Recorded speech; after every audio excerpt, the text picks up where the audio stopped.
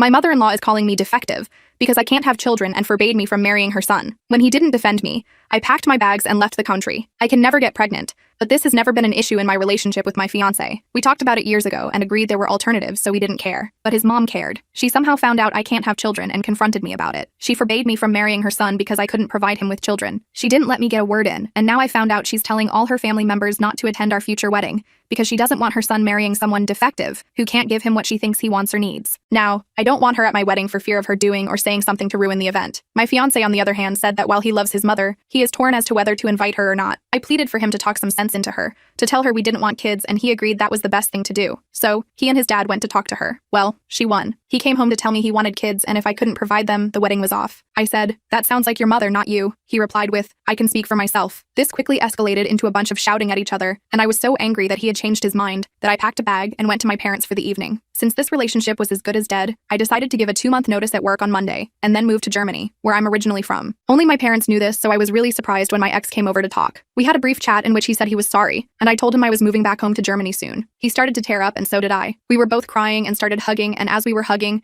he slowly moved his hands down my back and down to my butt. He grabbed a handful of my butt cheek and squeezed it, asking if we could go for one last time. As soon as it registered in my brain what he was doing, I stepped back and slapped him in the face. My hand still stings from the force of it. He staggered back and I just pointed to the door and yelled, "Get out!" I told him I would rather go celibate for life rather than let him touch me again. I shouldn't have let him hug me in the first place, but it was a weak moment and I know not to let him do that again. He looked shocked at me and hung his head and just walked out the door. After I heard him get in his car, start it, and drive off, I broke down in tears. My father came into the room to find me crying and hugged me. My mother came in a while later and fixed us all something to drink for when I calmed down. Update: I left America on March 1st and flew to Germany. Apparently my ex has been having a hard time with this. He sent a few letters to my parents' house and sat out in the front yard a couple times. I actually spoke to him one time this happened. I told him, "I understand you're out in my parents' front yard. Well, I'm not there, so please leave them alone." He said he hoped the rumors weren't true and hoped I was still in America so we could talk. I reminded him that when we tried that, he grabbed my butt and acted as if sex would solve everything. He went quiet, so I asked him why he dumped me. He said he had to do whatever his mom said, and she wasn't happy when she found out I couldn't have children.